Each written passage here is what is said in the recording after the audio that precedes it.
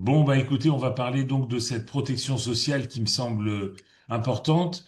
Moi, j'ai l'impression que beaucoup de gens qui sont, mais c'est une impression, hein, vous me direz si c'est vraiment le cas, beaucoup de gens qui sont partis en Israël souvent conservent leur carte leur carte vitale en France. Et ça a des afférences, donc il est important d'anticiper ces choses-là. Alors, voilà, partir en expatriation nécessite évidemment beaucoup d'organisation. On pense au passeport, au visa, au compte bancaire, au déménagement, aux démarches administratives, aux sous, à l'immobilier, aux impôts, aux pensions de retraite. Donc, il y a vraiment beaucoup, beaucoup, beaucoup de choses qu'on doit réaliser avant de faire son alia. Et effectivement, on passe sous silence cette protection sociale souvent. On l'oublie parce qu'en France, elle est quasi automatique.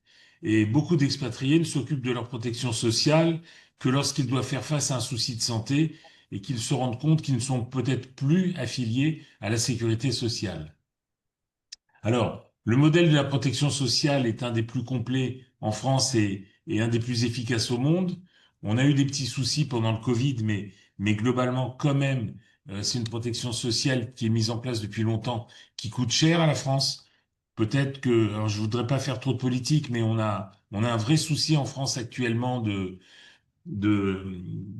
déficit on est clairement dans le rouge. Ça fait 51 ans qu'on dépense plus d'argent que les impôts n'en rapportent.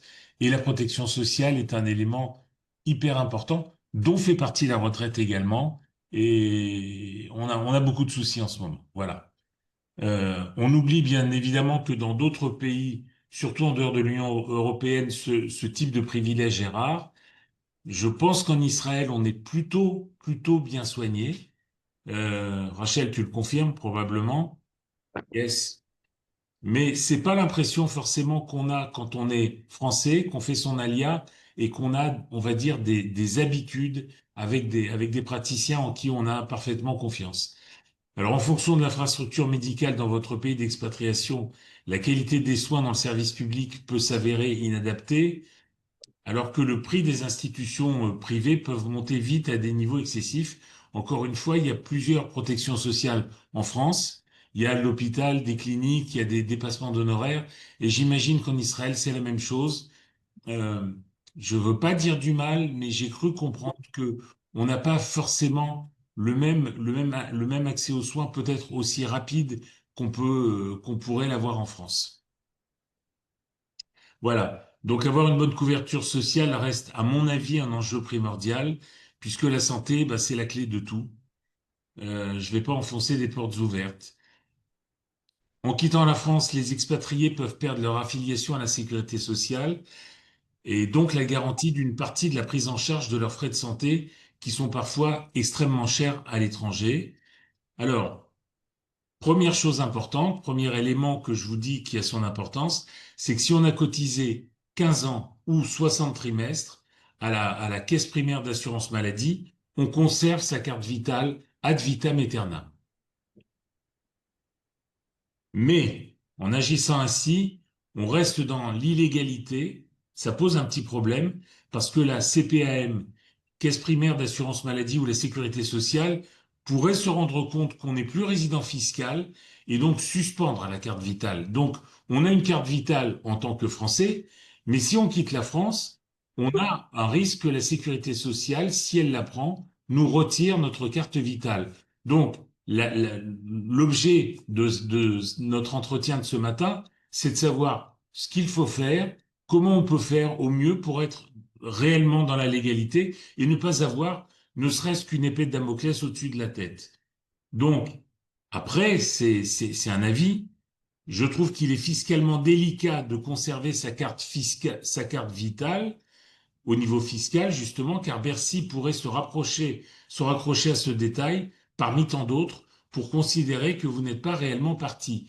On insiste beaucoup avec Georges David Benayoun, sur le fait que dans la plupart des cas, il faut essayer de ne plus avoir sa résidence principale en France, en tout cas au moins l'ancienne, dans laquelle on a toujours été connu, parce que pour les impôts, il y a une continuité. Ils considèrent que, en gros, vous la conservez, vous n'êtes pas vraiment parti. Et on leur donne comme ça des éléments. Donc, la maladie, les soins, et Bercy peut accéder à ces informations, l'endroit où on vote, etc., peut avoir son importance pour fiscalement se raccrocher à cela et indiquer qu'on est toujours résident fiscal français. Alors, alors il y a deux moyens légaux de continuer donc à être couvert par la protection sociale à laquelle nous sommes accoutumés. Il y en a un qui s'appelle la CNAREF, Caisse nationale des retraités de France à l'étranger. Et cette caisse, si on a cotisé 15 ans en France, elle est totalement gratuite. Donc, en tant que retraité qui vivrait en Israël, après avoir cotisé 15 ans en France, vous pouvez demander non plus à avoir une carte vitale de la sécurité sociale, mais une carte vitale de la CNAREF. Ça donne strictement les mêmes droits en France. Cette adhésion couvre l'accès à une carte vitale remboursant de manière équivalente, totalement équivalente, mais attention, elle ne couvre que les soins effectués en France. Alors je me suis permis de rajouter, mais n'est-ce pas le but recherché, puisque arrivant en Israël, on a une couverture en Israël. Donc l'idée, ce serait d'être couvert en Israël, de vivre en Israël, d'avoir fait son alia tranquillement, et si par hasard ou par choix, on avait quelque chose qui fait que on a besoin d'être soigné en France, eh bien, on aurait toujours cette carte vitale qui est gratuite et qui nous permet de revenir en France se faire soigner. Je pense que c'est une très bonne solution. Bien évidemment, en cas de dépassement d'honoraires, il convient de compléter par une mutuelle. Donc ça, c'est un autre sujet. On a la couverture de la sécurité sociale, mais effectivement, il y a des dépassements d'honoraires qui sont souvent pas couverts en totalité. Il y a une deuxième caisse qui est très connue qui s'appelle la Caisse des Français de l'étranger. Donc, on n'est pas toujours retraité. Donc, la CNAREF fonctionne bien si on a travaillé 15 ans en France et qu'on est retraité. Mais si on n'est pas retraité, on peut demander son affiliation à la Caisse des Français de l'étranger, qui donne strictement les mêmes remboursements que la Sécurité sociale. C'est un organisme d'ailleurs qui dépend de la Sécurité sociale, à adhésion volontaire, qui assure aux expatriés une protection sociale évidemment similaire à celle qu'on a en France. Et donc la continuité des droits lorsqu'ils rentrent en France, avec les mêmes niveaux de remboursement qui sont appliqués quel que soit le pays, dont la France, et quel que soit l'acte médical. Ce que je veux vous dire par là, c'est que la CFE nous couvre quand on rentre en France, mais nous couvre également pour les dépenses qu'on aurait en Israël, sur la base des remboursements français.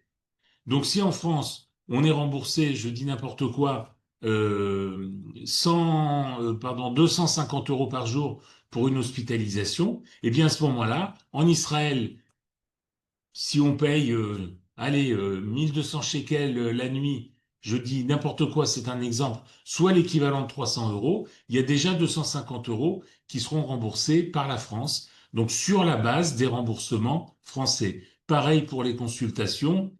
Bon, les lunettes, j'en parle pas parce que c'est 35 euros, on va pas s'embêter pour ces choses-là. La différence majeure entre la CNAREF et la CFE, c'est la couverture mondiale sur le remboursement de niveau effectué en France, quel que soit le lieu de résidence. On peut d'ailleurs, avec la CFE, ne pas être ni en France, ni en Israël, mais être en vacances, quelque part, en Grèce ou ailleurs.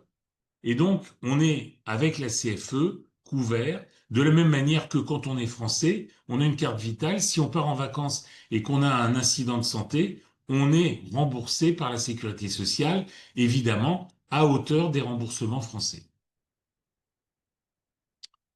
Donc voilà, vous avez bien compris, les remboursements fonctionnent qu'on soit de passage en France ou dans son nouveau pays de résidence, ou même en vacances.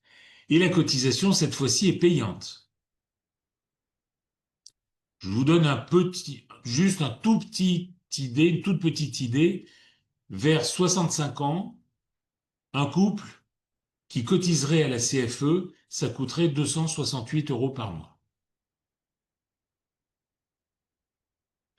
Alors, il est possible aussi de souscrire une assurance dite au premier euro, et auquel cas, plutôt que d'avoir la CFE plus une mutuelle qui viendrait compléter, on peut aussi avoir une mutuelle et on cotise pas du tout à la CFE. Ça coûte très cher. Mais l'avantage de cette assurance au premier euro, c'est qu'elle vous couvre quel que soit le pays et on a souvent des dépassements d'honoraires qui sont prévus. Donc, on indique à cette assurance qu'on vit en Israël et qu'on revient de temps en temps en France. Et auquel cas, on a des couvertures qui peuvent atteindre 200, 250 euros par consultation, des milliers ou des dizaines de milliers d'euros en cas d'hospitalisation. Donc c'est vraiment ça la Rolls absolue. Il y a un petit souci quand même, c'est que ça coûte très cher. Alors maintenant, on va aborder un sujet fiscal qui a son importance. Le fait d'être couvert par un régime maladie en France. Donc que ce soit votre ancienne carte vitale, la sécurité sociale, la CNAREF, la Caisse des retraités de France à l'étranger, ou la CFE, la Caisse des Français de l'étranger, ce sont des régimes français, des régimes de santé français. Et l'État s'est servi de cela pour continuer à nous imposer aux prélèvements sociaux à 17,2% sur les revenus du patrimoine. Parce que on a conservé ce lien avec la France. Il faut savoir que ça ne touche pas Israël pour le moment, mais c'est quelque chose qui est en marche et qu'on pourrait vraiment essayer de faire activer. Pour le moment, les résidents européens et suisses qui cotisent à un régime de couverture sociale autre que français ne règlent que 7,5% sur leurs revenus en France. Revenus de retraite, revenus du patrimoine, revenus locatifs, un certain nombre d'éléments comme ça, et on cotiserait seulement à 7,5%. Donc les personnes qui sont européennes mais qui ne sont pas couvertes par un régime de santé en France payent seulement 7,5% de prélèvements sociaux, alors que celles qui sont toujours couvertes en France payent 17,2%. Donc vous voyez que ça pourrait avoir une inférence autre, une inférence fiscale autre que la couverture sociale, selon qu'on décide de toujours être couvert en France ou de ne plus être couvert en France. Alors ça s'appelle la jurisprudence de Ruyter. Comme il y aura, j'imagine, tu enregistres, Rachel, vous avez ici le lien qui permet de comprendre comment la France qui refusait d'appliquer ce taux de 7,5 et qui pratiquait le 17,2, il y a un couple de Ruyter qui a dit mais il n'est pas normal que je paye des prélèvements sociaux en France dans la mesure où je ne suis plus couvert en santé. Voilà. Pour le moment, ça ne fonctionne pas pour Israël. Ça fonctionne pour une couverture en Europe qui est autre que la couverture sociale classique. Mais je pense qu'il faudra quand même se poser la question et poser la question aux impôts parce que c'est une position qui est difficile à tenir pour le fisc français de dire vous n'êtes pas couvert en France, mais vous êtes européen, donc c'est ennemi. Mais par contre, vous n'êtes pas couvert en France et vous êtes israélien ou vous êtes américain ou vous êtes autre chose, et à ce moment-là, on continue de vous appliquer le 17.2. Je pense qu'avec cette jurisprudence de Ruyter, il y a maintenant une ouverture, la porte s'est entrouverte, et il faut maintenant pousser pour que les autres pays, dont Israël, dont les résidents ne seraient plus couverts en France, puissent avoir droit à ce taux de 7,5. Bon, après, pour la petite histoire, il faut savoir que il y a quand même des déclarations en France à faire. Il y a des bonnes cases à appliquer pour avoir droit à ces exonérations. C'est pas quelque chose d'automatique, mais on est là pour vous conseiller. Donc je dirais qu'il y a pas de problème. Je ne vais pas développer plus. Sur les frais de santé, seuls les pays, selon les pays, les frais de santé sont très variables, comme les systèmes de santé nationaux, et certains n'en possèdent pas. Donc, à mon avis, il est important de se protéger ainsi que sa famille et de se renseigner très attentivement sur les différentes solutions d'assurance santé qu'on nous propose en Israël et sur l'étendue de leur couverture. Rachel, simplement 5 secondes. Est-ce que toi qui vis sur place, bien sûr, les autres qui vivent en Israël ont déjà la réponse, mais est-ce que le régime général suffit ou souvent, il est conseillé d'avoir une mutuelle complémentaire pour pouvoir aller voir un médecin de son choix. Non. Alors, excuse-moi, Alexandre, de te contredire. Non, je pense que le régime général, il suffit parce qu'il te permet aussi, si tu veux, de consulter. Tu as le droit de consulter aussi donc des experts. Au niveau donc de la mutuelle qui te couvre, tu as plusieurs niveaux. Je prends mon exemple. Tu vois, tu as Maccabi Zahav, Maccabi Sheli. Ça, oui, tu peux faire si tu veux. Mais je ne vois pas personnellement le besoin d'aller vers des assurances santé complémentaires. Stéphane, Je- excuse-moi de te décevoir. non, non, tu me déçois pas du tout, c'est juste un exemple. Je suis malade, j'appelle un médecin ou j'appelle la caisse dont je dépends. Est-ce que j'ai un médecin immédiatement ou est-ce qu'on me dit dans 2 jours, dans 3 jours, dans une semaine? Tu parles d'un médecin de famille ou d'un spécialiste? Les deux, la question porte sur les deux, c'est important. Alors, le médecin de famille, tu peux le voir relativement vite. Tu peux le voir aussi donc dans les 24 heures.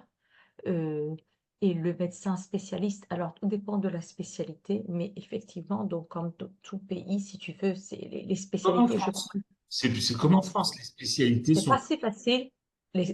Non, mais ça dépend. Quand on parle d'un orthopède ou d'un neurologue, ok? Un neurologue, c'est effectivement donc très difficile à obtenir.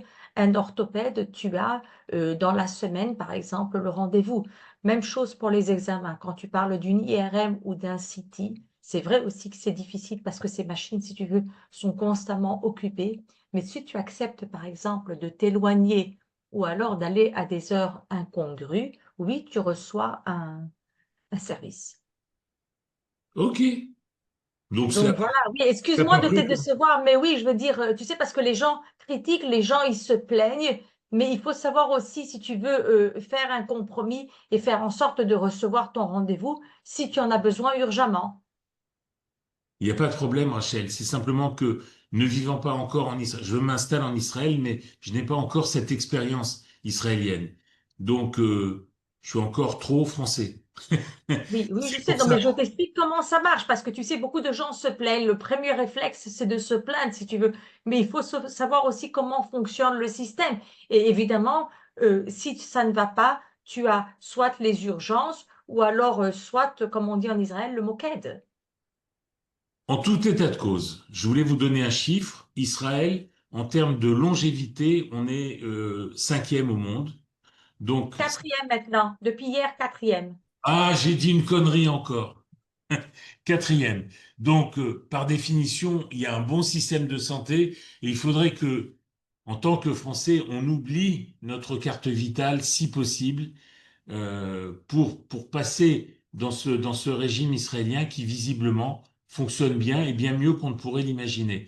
Donc, j'en parle parce que je vois énormément de gens qui me disent, je rentre en France, je dois me faire soigner, etc. Je comprends pas bien parce que effectivement en Israël, les chiffres parlent d'eux-mêmes et maintenant on est quatrième en termes de longévité. Donc ça veut dire que malgré tout ce qui se passe et tout ce qu'on entend sur cet horrible pays génocidaire, il y fait bon vivre. Bien. Donc, 3 types de contrats pour les expatriés en termes de frais de santé. Là, je suis en train de vous parler de mutuelles complémentaires si éventuellement on avait besoin d'une mutuelle. Donc, on a les contrats d'assistance voyage, des cartes, etc. Pour un séjour limité et du type Europe Assistance ou Mondial Assistance pour pouvoir être rapatrié très rapidement. On a des assurances santé locales, mais ça, par définition, dès qu'on fait son alia, on y a droit. Et enfin, les assurances de santé internationales qui, elles, portent sur des séjours de longue durée et où on a envie, à un moment donné, de se dire, bah, quoi que je prenne, si je choisis un hôpital, si je choisis mon médecin, si je choisis ma clinique, si je veux des lunettes qui coûtent un petit peu plus cher que la normale, eh bien, dans ces conditions, il faut prendre un régime de santé qui soit très large et qui vous couvre quel que soit l'endroit où vous êtes. Donc, on a à peu près fait le tour. Ça peut couvrir effectivement les expatriés et leurs familles. Et surtout, ça me semble important, elle permet d'être assurée partout dans le monde si encore on a dans un coin de sa tête l'idée de se faire soigner en France. Voilà, j'ai fait un tour d'horizon de cette protection sociale et je m'ouvre aux éventuelles questions.